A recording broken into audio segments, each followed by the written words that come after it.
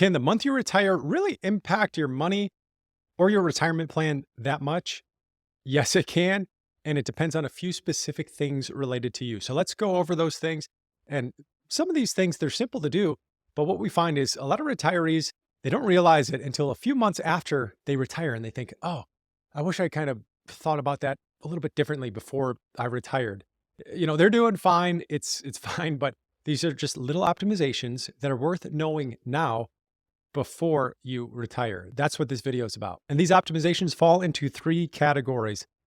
Number one, it's paying less tax. That's always important and good to do, right? Number two are some non-financial benefits to the date and the month you retire. And then three is going to be the financial benefit. So let's go over the first one, which is pay less taxes, the tax benefit to time of year, the month that you retire.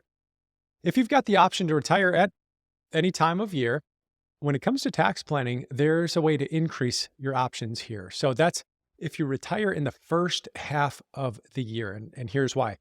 Let's pretend that you're married and your income is $150,000 per year. If you retire in April, so first half of the year, your income is going to be closer to, $50,000. And in April, now you might have some good options when it relates to tax planning, like Roth conversions, right? Now that you're in a lower tax bracket, if your income was $50,000 versus $150,000 last year, you might have some options with Roth conversions or tax gain harvesting, right? We've helped a few people, some clients, reallocate investments so that their income plan and their investment plan are more synced up. And they had these big capital gains, unrealized capital gains with these investments they've held for a long time. So what we did was we sold some of those capital gains strategically, and we paid zero tax on those gains. That's tax gain harvesting. That's timing your retirement date. If you can't tell, I'm getting a little bit excited about this because that's what nerds do. Also, if you plan retirement in the first half of the year, it may make sense in January. Think about this. Before the year starts, you might want to adjust the contributions, how much you're putting into your 401k. So I'm not writing this stuff down, but the things we covered was Roth conversions, tax gain harvesting, and now just 401k contributions. So in January, adjust. If you're going to retire in April, you're planning it out. Increase how much you're putting in, the contribution percent, into your 401k so you can get the max amount in that 401k. And the reason to do that is because a few reasons.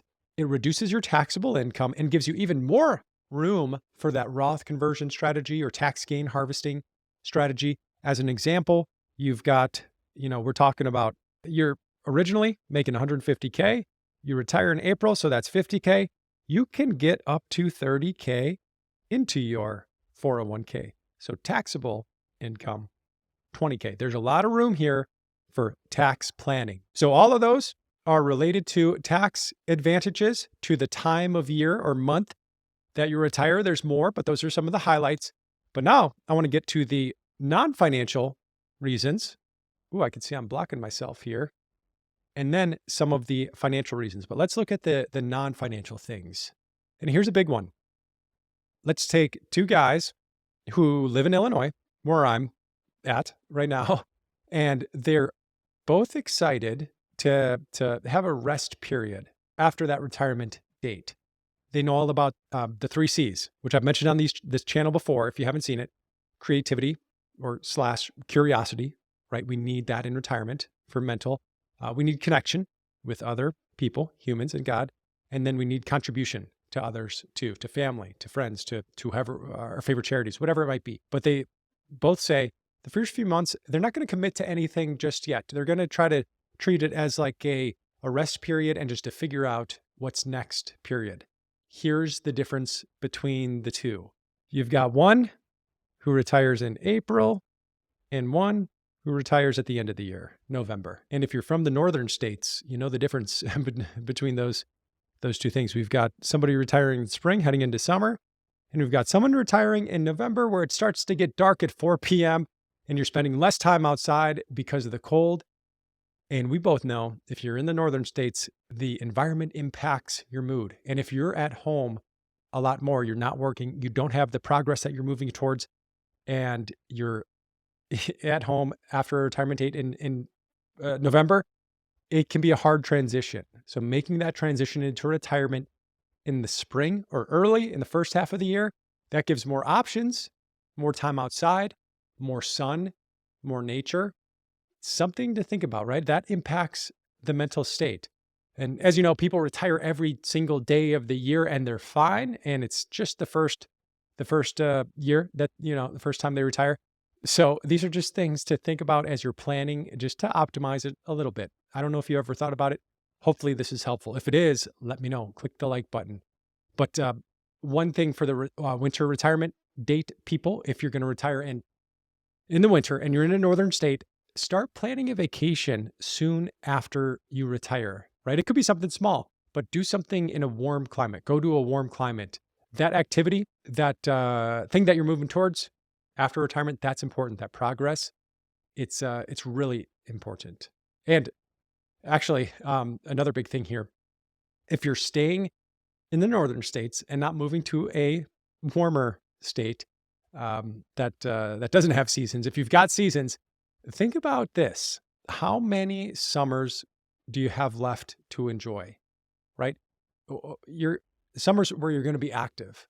My dad loves swimming, but he only loves swimming in the outdoor pool that's near him in the summertime. He doesn't really like the indoor pool. It's too stuffy and it's kind of smelly and chlorine and all that stuff. So he doesn't do it. But summertime is like his high period of loving the pool near him. But he only gets a few months of swimming a year. So if you're 65, you might only have, 15, maybe 20 summers left. So just think about that with your retirement date, beginning or end of the year.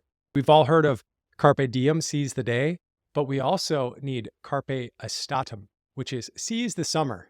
There's a few other non-financial reasons here to go over. And that's, what if you have a work milestone? Let's say that some of our clients, they decide that they'd like to get a full 30-year career in for this focus that they've had. And they started working in February of a certain year. So they'd like to stop and at least get to February of the next year to get a full 30 years. It's just a mental thing. Maybe it's not that important to you. Some people think about that. Now let's get to the financial things. We did tax reasons, non-financial. Let's get to the money stuff now. Number one here is healthcare.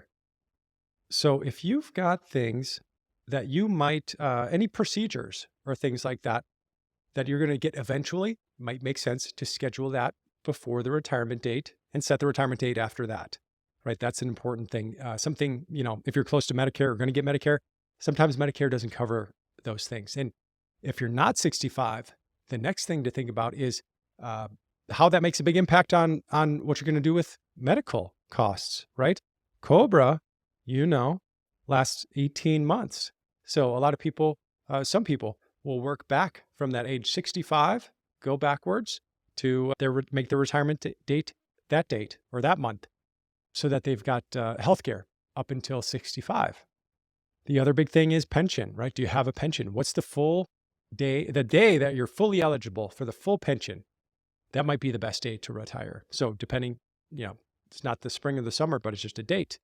And you can find that out by getting the benefit summary, asking HR about that. And then the other big thing sometimes people think about is the bonus, right? Some companies have a certain month each year where the bonus comes out that month. So maybe you're waiting till the end of that month or the following month to retire. Another financial reason people wait or decide their retirement on is PTO, right? You might want to use all those paid time off days and vacation days before retirement. So those are a few tax reasons, a few non-financial reasons, and then a few financial reasons on why it matters what time of the year you retire, what month you retire. So if that was helpful, if you're still with me, click the like button. Let me know. It's really helpful when I see that. So then I can do more videos that are helpful to you. And also leave a comment. When did you retire, if you did, or when are you thinking of? Is there a certain month, a date? I know one guy, JP, which I love hearing from. He's been counting down for years. So Semper Fi. And if you want to get more videos like this, focused on your retirement, check out these ones here. And then I'll see you in the next video. Take care.